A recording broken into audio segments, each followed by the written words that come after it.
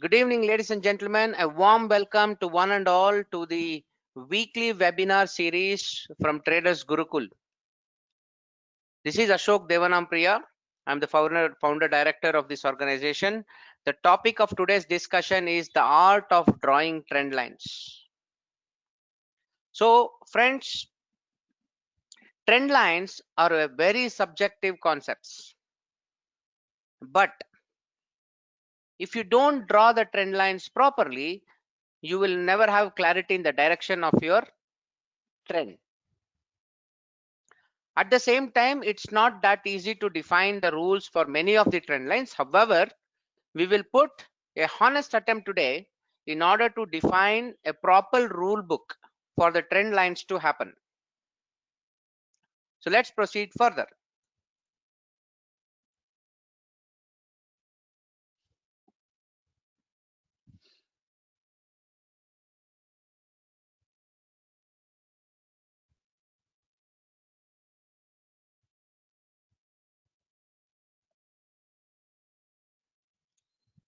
How many of you panic when you're trading? How many of you take tension when your trade is running? And that too when the price comes closer to the stop loss. Is there anyone? Which means your position sizing has a serious problem. How many of you get a dream of your trading happening? How many of you get dreams of trading? Of course, majority of the people will never get a dream of making millions or billions, right? Would you ever get a dream of trading 50 lots, 100 lots of Nifty previous day long and today gap up? That never happens. Most of the dreams coming are all tense dreams. If you are having tension during the trading hours, it will get automatically reflected in your sleep also. I have had these moments in the past.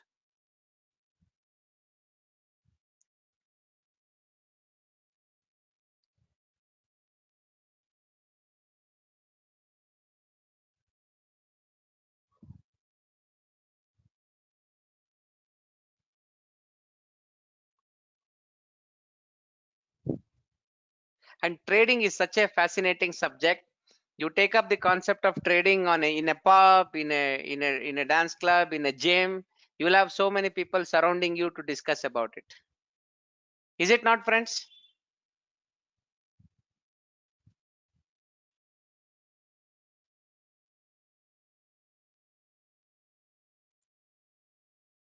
How many of you trade without indicators? How many of you trade without a single indicator? Exception is volume, only volume.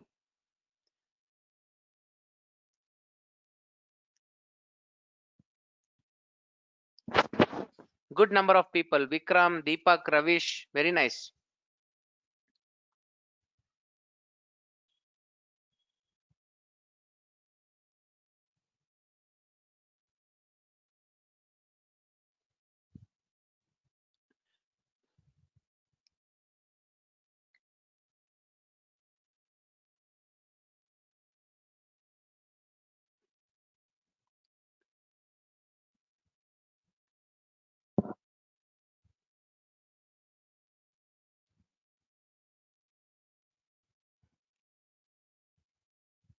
And you talk to any traders, predominantly these trainers, the first thing they say is trading is very easy. How many of you seriously think trading is easy? To the best of my knowledge, trading is one of the most extremely difficult profession in the world. I repeat, trading is one of the most extremely difficult profession in the world because it involves speculation, and any business involving speculation is a difficult business. It's a very difficult business.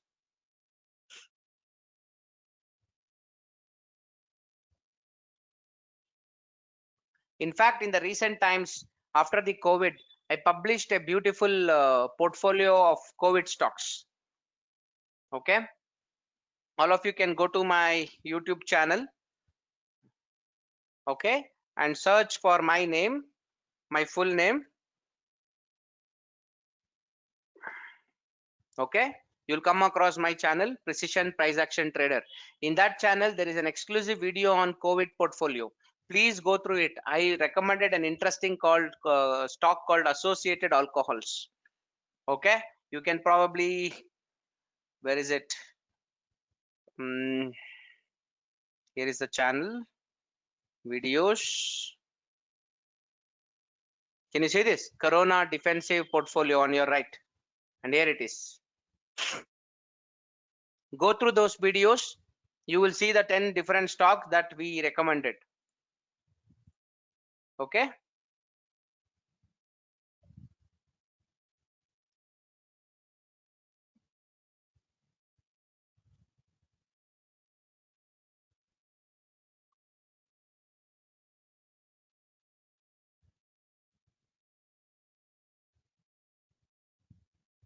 And this is the most funniest thing about stock market. You know, in stock market, every transaction happen between two people. There is a buyer, there is a seller, and buyer thinks it is cheap, seller thinks it is costly. Do you guys get that? And both of them think they are right. The guy who is going long on the market think he is right, and the guy who is shorting that particular same lot is also thinks he is right.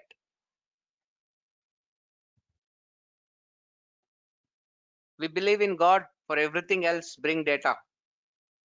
If you walk into our office in Bangalore, this is the first slogan that welcomes you.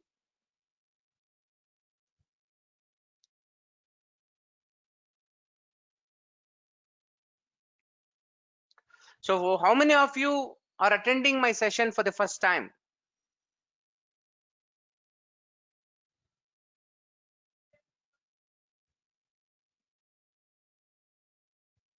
HK, Prince Kansara, PG, Pavan, Rohit, Manish, Rajan, quite a good number of people. So friends, my name is Ashok. I am the founder director of Traders Gurukul.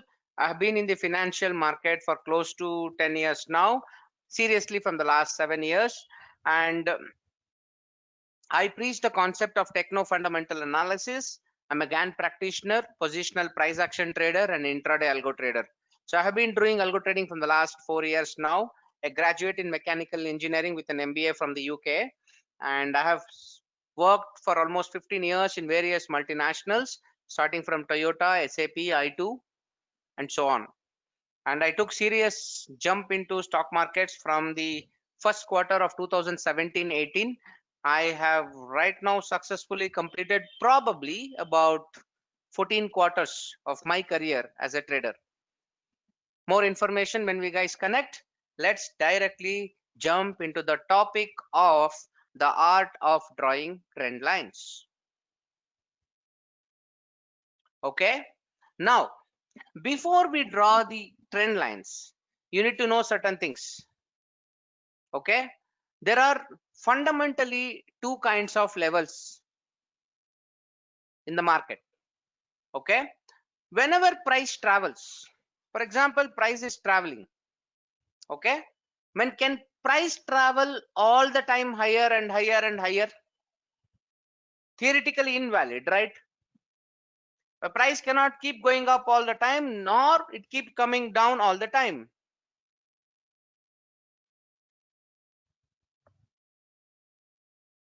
It is impossible. There has to be some correction at some point of time. Friends, when you look at this particular price movement, what do you understand? Think from the extreme fundamentals. Think from the very basics. What actually has happened now? Looking at this, at least can you tell me who is under control? The buyers or sellers? Lenin says sellers are under control. That is correct. Now, at the top, what actually happened? At the top, what actually happened? Some say rejection, some say reversal. Yes, that is the topmost point where the sellers dominated the buyers. Is that correct? That is the topmost point where the sellers dominated the buyers. Or I repeat, I make another statement. That is the point where all the buyers are destroyed. I repeat, that is the point where all the buyers are destroyed. Now that point is called as a minor SR. In traditional language, they call it resistance. In our language, we call it SR. SR stands for support and resistance. Okay, I call it SR line because I know if it comes on the top, it is a resistance. If it comes on the bottom, it is a support. In here, it is a resistance, so it is a minor SR. Now, price again, at some point of time, the buyers will come in, they will push the price up, and that is another SR line. Is it correct? That is another point where the last seller is destroyed. It is the last point where buyers took absolute control of the situation and price reversed. Similarly, at multiple levels, the price can create multiple SR lines, which means support and resistance lines. Is a very simple concept. So wherever price reverses, that is an SR line. If it does on the top, it is resistance. If it happens at the bottom, it is support. Now, so that is a point where the price reversed, and that's a resistance level. We call it as a minor SR. All right. Now, for example, if the price comes back, what can price do now? The price has two options. Option one, it can fight with the remaining sellers here and travel up. Option two,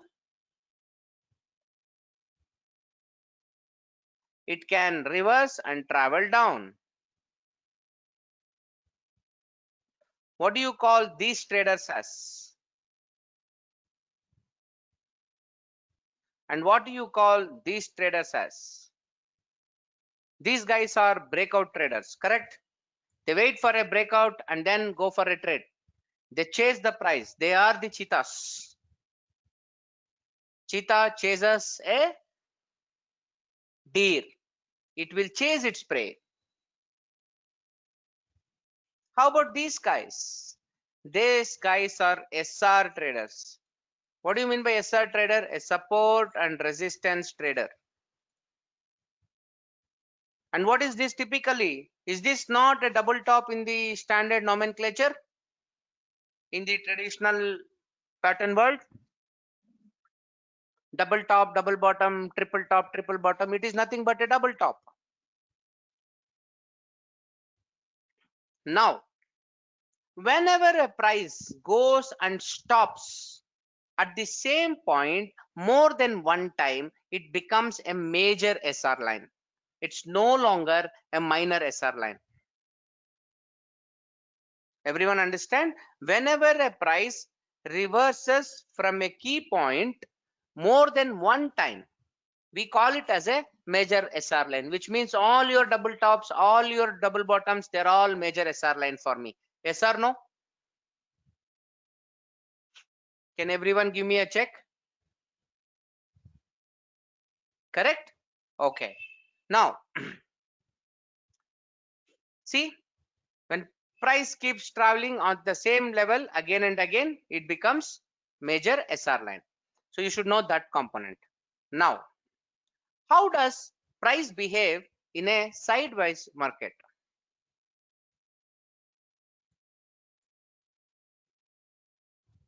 Is this support and resistance for you? Is it support and resistance for you? Good. Now, if price is traveling between two support and resistance like a channel, it is nothing but consolidation. Either it can be a distribution before a fall, or it can be an accumulation before a raise. However, please remember, price has to break out in some direction one day or the other, and finally one of them would be a winner. And let us see how that happens. See, this is a channel. So the price is packed between this channel, like in the form of a water pipe. The price is only constraint between the borders of this channel. At one point of time, it has to break. Who took control of the situation now? Who is under control?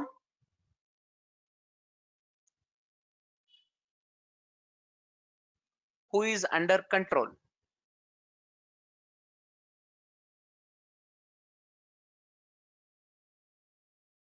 The sellers are in control. Now, what happens? Can you guys recognize what is this?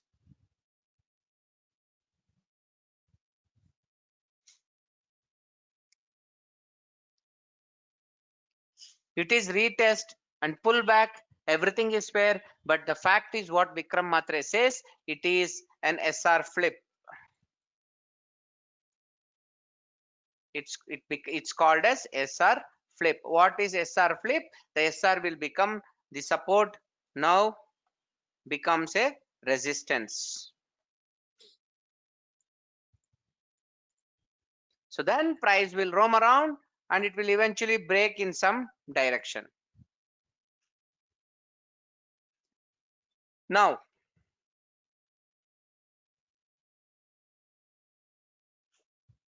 this is a resistance. Let's say in the world of price action, okay, how many times you have learned that a double compared to a double top, triple top is stronger? How many guys believe in this theory? How many guys understand or believe that a triple top is stronger than a double top? No, it is fundamentally wrong. A triple top can never be stronger than a double top. It can never be. Why? Why does price reverse exactly at the double top level or a double bottom level? It is purely because of pending orders. It is purely because of limit orders. And who are those limit orders? Who kept those limit orders? Who kept that?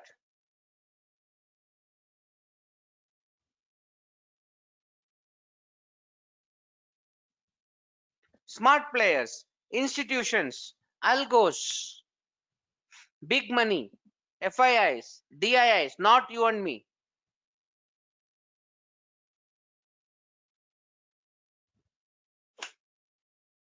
Okay, now what happens? This is a resistance point.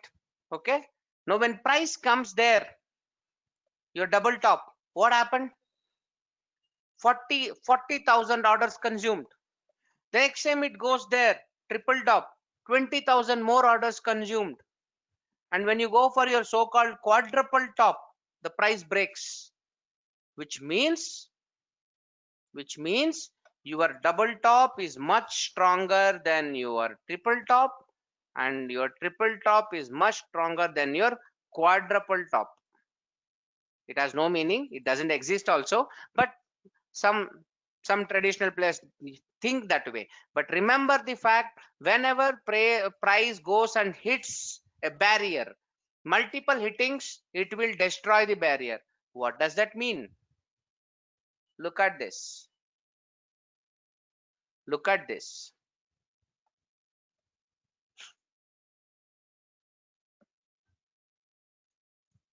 This is a wooden plank.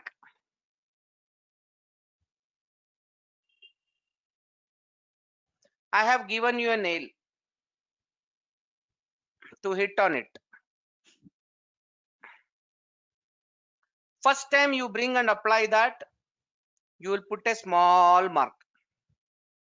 Second time you hit with a mallet, it will take a small entry. Third time it will hit, it will take a slightly deeper entry. Fourth time it will take much deeper entry. Fifth time it will pierce the wooden plank, and finally it will come and rest on the plank. Is this right?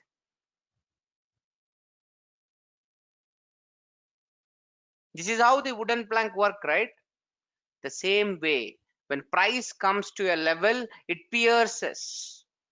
It will try to break that level, and the level does not get broken until the orders are consumed. Now Ravi says, Ashok, what do you mean? You mean to say all big players are punching buy orders? Every big player will punch multiple buy orders and sell orders at multiple locations.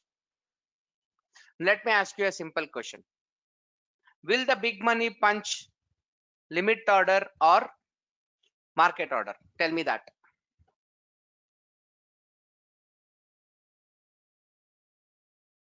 Will the big money punch limit order or market order? The big money always punches the limit orders. Question number 2. Now, will the big money buy anything at only one level? For example, let's say buy 500 crores worth of Ashok Leyland at 48 rupees only. Okay. Third, will the big money punch stop loss orders at one level? They enter at multiple levels, they exit at multiple levels. That is where they create the whole trap of manipulation. Their only purpose is to break the retail trader. Now let me ask a very simple question. Okay, it's a simple and stupid question, but majority of you fail to answer properly. Now let's say there are 100 deers. Okay, there are 100 deers roaming in the forest. There is one cheetah chasing them. It wants one prey, one deer. Okay, how fast the cheetah has to run?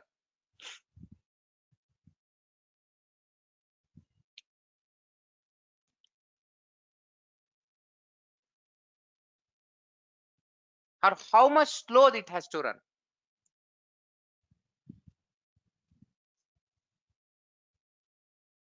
Okay, the best answer came from Abhi. He says the cheetah has to run faster than the slowest deer. Abhi, your typing is wrong. Faster than the slowest deer. Dev is right. Abhijit is right. The cheetah has to just run faster than the slowest deer. Who is the slowest deer? Only one among the 99. He just had to chase one guy. That is it. Now, let's come back and understand the crux of the conversation today, the art of drawing trend lines.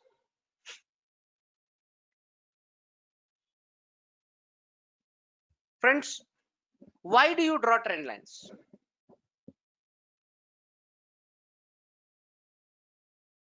Why do you draw trend lines?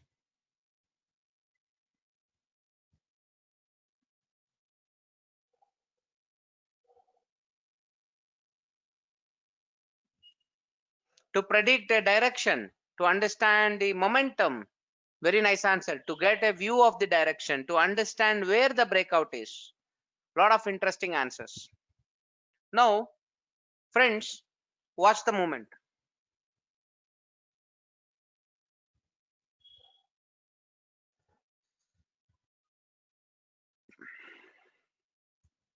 Simple question. Question number 1. Will price ever move like this? Or price moves like this? Type 1 or 2. 2. Very good. Okay. Why did the price come down here?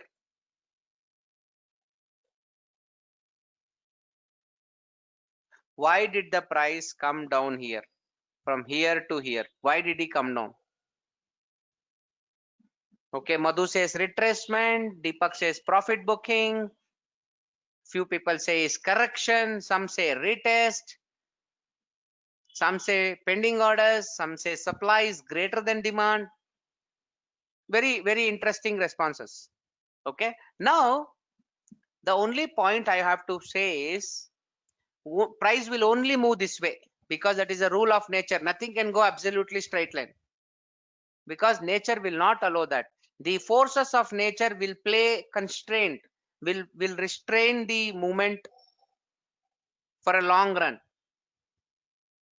Okay. Now, when the movement is something like this, whenever you get these V shapes, you call them valleys. Okay, now that we know there are two, price cannot go in straight line, it has to go in a zigzag manner. Now all these V shapes are called as valleys. What do you call them? Valleys. And then what about the other side?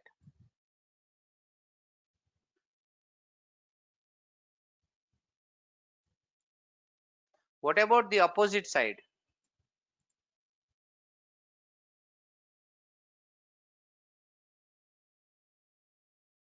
One, two, three, four.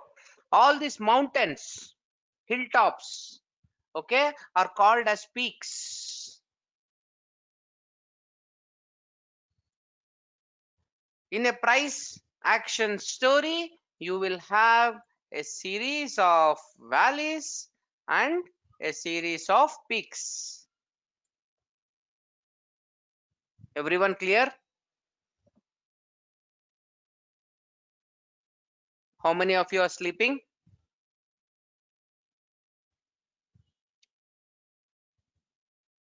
Interesting? Boring?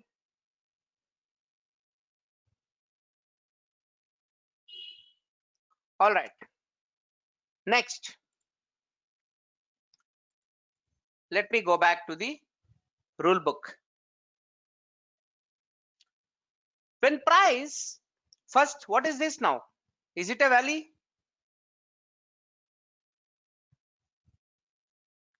Is that a valley? Okay. How many valleys can you see? There are two valleys. Very good. Now, make the note.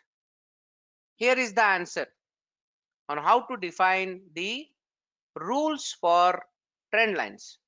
Rule number 1. To draw an uptrend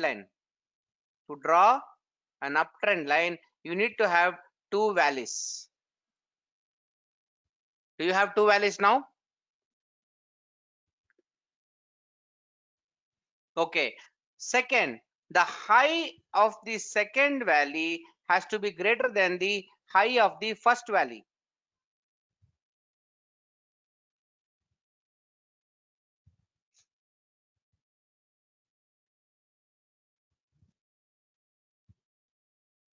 Third,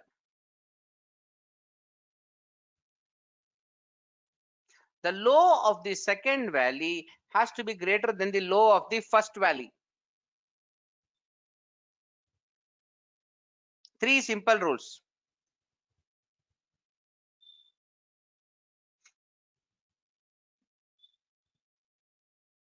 Three simple rules. Can you verify and tell me if all the three rules are passed?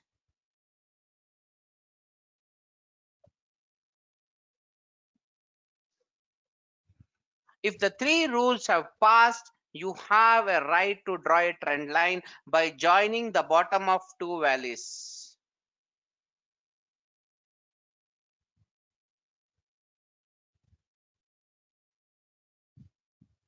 PG says repeat. For you to draw an uptrend, what trend is this? The price is an uptrend or not? The price is an uptrend. When do you know price is an uptrend? When the price makes series of higher highs and higher lows.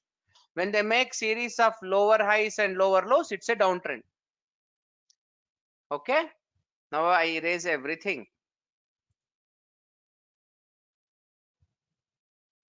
Can someone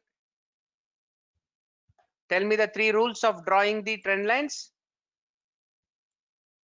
This is your H2. This is your L1. This is your L2. What are the three rules? Rule number 1. There should be two valleys. Rule number 2. There's the high of the second valley has to be greater than the high of the first valley. And rule number 3, the low of the second valley has to be greater than low of the first valley.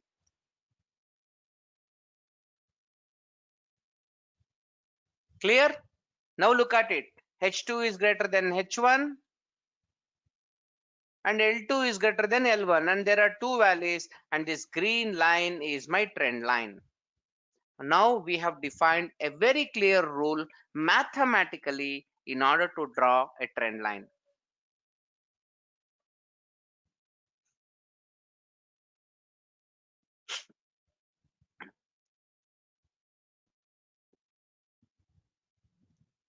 Okay? That is as simple as it looks. Now I'm going to erase everything.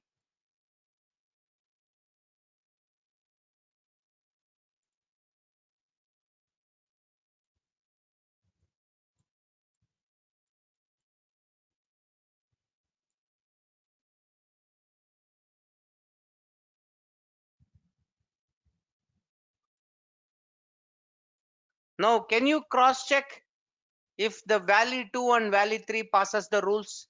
Can someone tell me the three rules now and apply those rules to valley 2 and valley 3? Can you help me?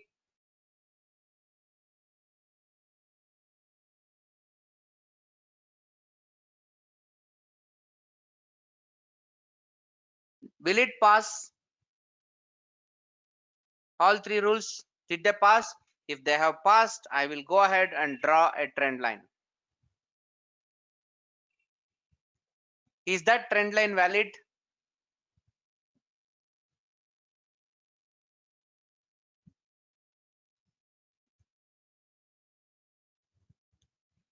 Subbu says L2 low is not formed. Who said L2 low is not formed? L2 low is there.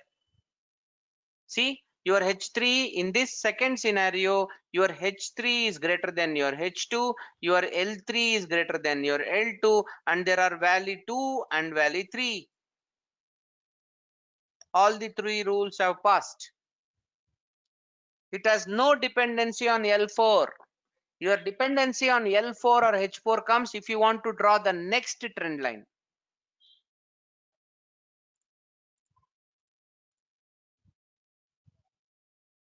Okay, now, can I draw a trend line like this?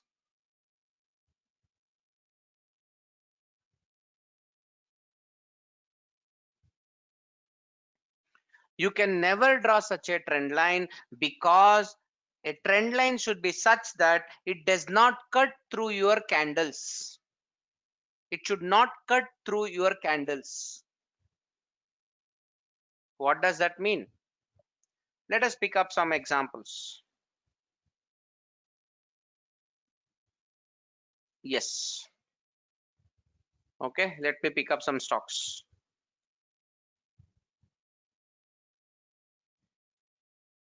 I'll try to find simple patterns where you can draw your trend lines properly.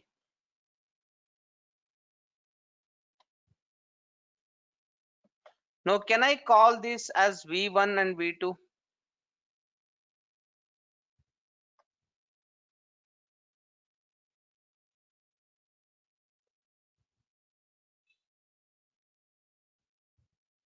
Correct? Yes. Can you check if by any chance the H1 has been broken by H2 and L1 is broken by L2?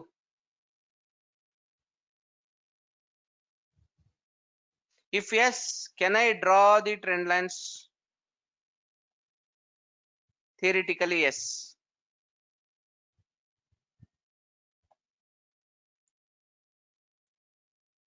Now let me take the real race so that life is easy. Can I draw the trend line like this?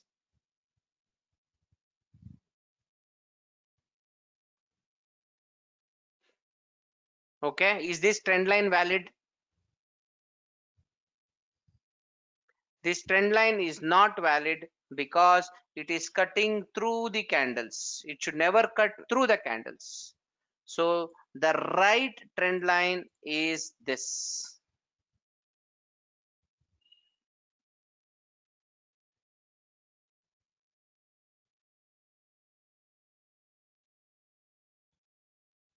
See, see here, this trend line is broken. Don't worry about it. That's never an issue. It is broken, that's it. But trend line is trend line. A trend line can be broken. If you want me to draw a trend line to the latest level, I need to pick some good valleys and peaks.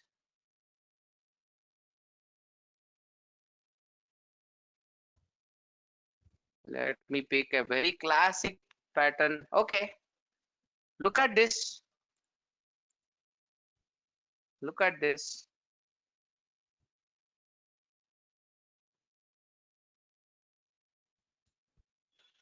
Can you verify now?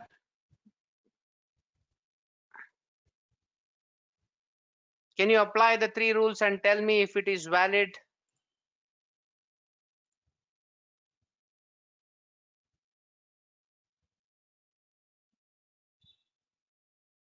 Is my trend line valid? Yes. And see, when I joined Valley 1, Valley 2, automatically the price level got respected in the future. It's classic, no? Perfectly it respected. Very interesting.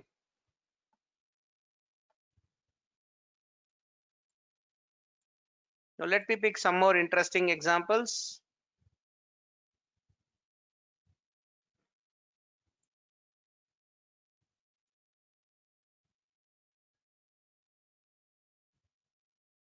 Is this trend line valid?